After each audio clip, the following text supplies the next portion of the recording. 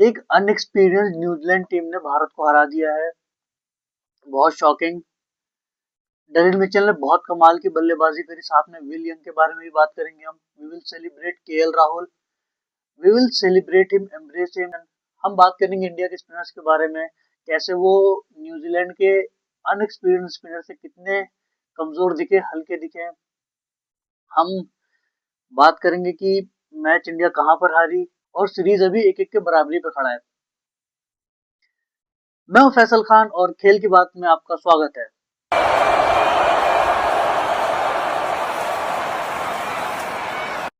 Subscribe कर दो यार, सब्सक्राइब करने के पैसे थोड़े लगते हैं। तो आज हमारे पास बहुत सारी चीजें हैं बात करने के लिए। We have plenty to talk about. और मैं सबसे पहले शुरू करूंगा डेरिल मिचेल से। डेरिल मिचेल, इनकी कहानी अगर हम जाने तो 30 साल की उम्र में इनका डेब्यू हुआ था और उसके बाद इन्होंने पीछे मुड़ के ही नहीं देखा। जिस तरह से वो बल्लेबाजी करते हैं, खास तौर से इंडिया के खिलाफ, इंडिया में मेरे ख्याल से इंडियन को बहुत ही ज्यादा पसंद है, बहुत ही ज्यादा। चाहे हम वो वर्ल्ड कप का धर्मशाला का मैच याद करें, चाहे सेमीफाइनल याद करें वानखेड़े का, चाहे वडोदरा का मैच याद करें, चाहे कल का मैच याद करें। पिछले 4 मैचेस में तो 3 में इन्होंने सेंचुरी बनाई है और एक में 80-85 रन बनाए थे जो पहला मैच था। ये स्पिनर्स को बहुत अच्छा खेलते हैं, खास तौर से इनको कुलदीप यादव को ज्यादा ही पसंद है। ये स्पिनर्स को सेटल ही नहीं होने देते। उनके पास वाइड रेंज ऑफ शॉट्स हैं, बहुत सारे शॉट्स हैं, बहुत सारे विकल्प हैं इनके पास। जो इनके शॉट्स हैं वो हैं, स्वीप लगाते हैं वो, फिर पीछे करके पैडल स्वीप लगाते हैं, रिवर्स स्वीप लगाते हैं, बैकफुट पे बहुत अच्छा खेलते हैं, कट अच्छा लगाते हैं, पुल अच्छा लगाते हैं। और जब बॉल इनके रीच से बाहर हो तो स्टेप आउट करके सामने छक्के भी लगाते हैं, बिल्कुल सामने नाक के सीध में। बहुत लो रिस्क क्रिकेट खेलते हैं, बहुत ही कमाल के बल्लेबाज है, बहुत ही ज्यादा अंडररेटेड है।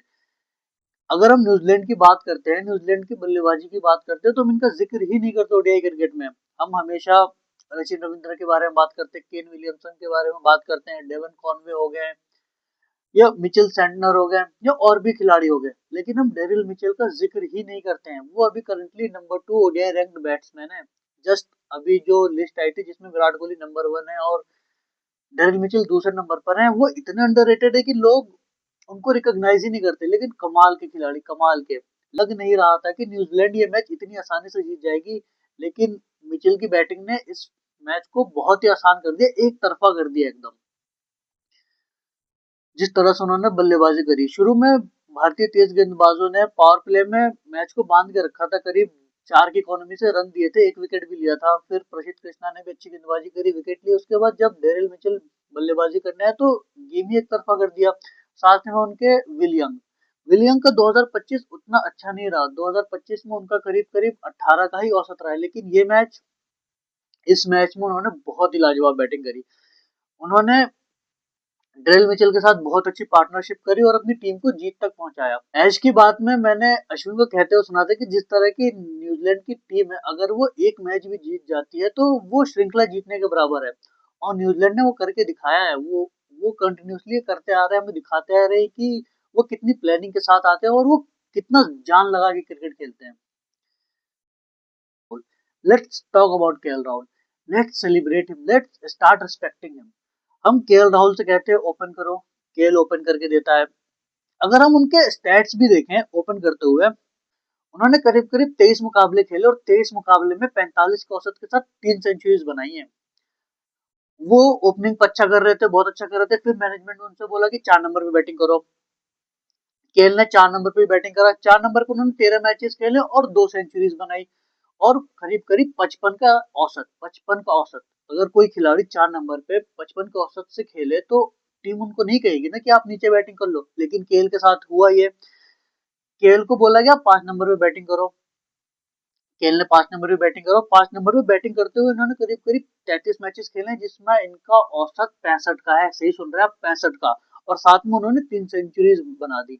इस वाले सेंचुरी को हम काउंट करें, लेकिन इसके बाद भी टीम ने इनको बोला कि आप 6 नंबर पे बैटिंग करो, आप गेम को फिनिश करो। तो केएल राहुल ने वो भी करा। उन्होंने 12 मैचेस खेले और करीब करीब 100 के स्ट्राइक रेट से बल्लेबाजी करी। आप एक प्लेयर से ओपन कराते हो, 4 नंबर पे खिलाते हो, 5 नंबर पे खिलाते हो, 6 नंबर पे खिलाते हो, साथ में विकेट कीपिंग कराते हो।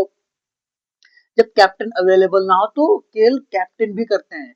अगर नाम में आपके राहुल है तो आपसे एक्सपेक्ट किया जाता है कि आप वो सारे मुश्किल काम करो, और वो केएल कंटिन्यूसली करते हैं।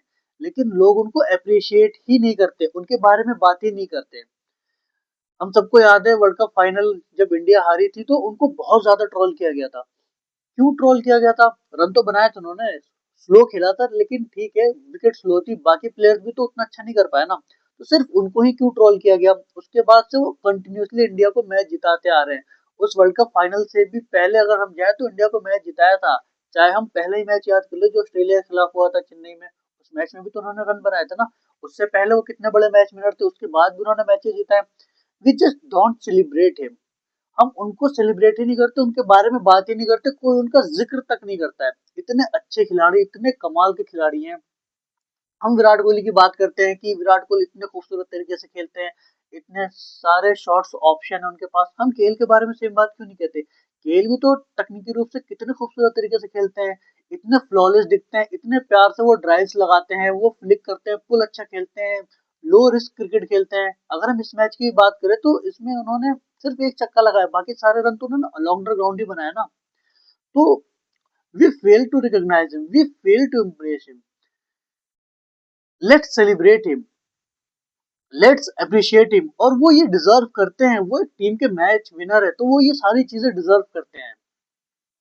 We should stop trolling him and we should start celebrating him.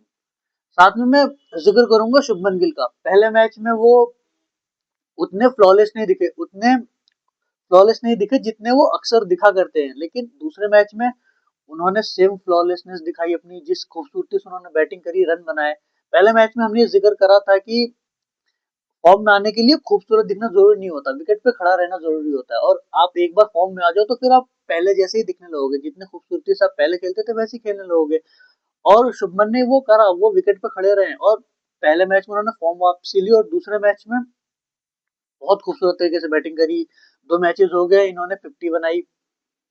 अब आईपीएल तक वो एक भी मैच नहीं खेलेंगे, वो टी20 से बाहर हो गए हैं। अब अगला जो मैच खेलेंगे वो आईपीएल के बाद ही होगा, तो लेट्स होप कि वो अपना फॉर्म बरकरार रखें।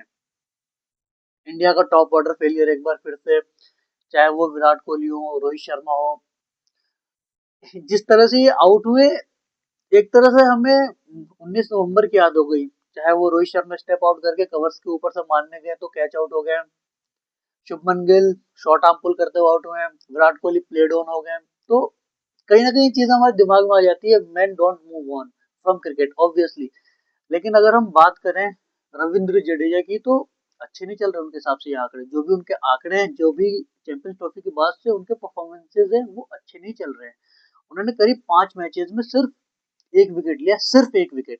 और कल के मैच में माना इंडिया को उन्होंने कोलैप्स से बचाया, केएल के साथ साझेदारी करी, अच्छी साझेदारी करी, लेकिन उनका स्ट्राइक रेट बहुत धीरे था, बहुत धीरे खेल रहे थे। वो 60 के स्ट्राइक रेट से करीब बैटिंग कर रहे थे, वहीं केएल वहां पे थे तो वो करीब करीब 90 के स्ट्राइक रेट से बैटिंग कर रहे थे।